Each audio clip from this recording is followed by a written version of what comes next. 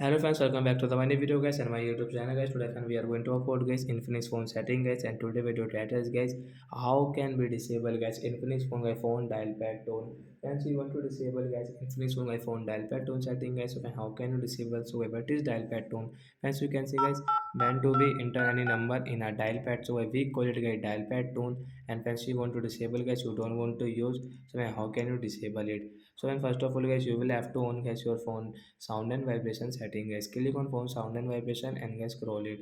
As you can see phone dial pad tone guys, we will disable from right side icon. After disable guys, come on guys the dial pad tone page, and as you can see guys now we can use our dial pad without any sound.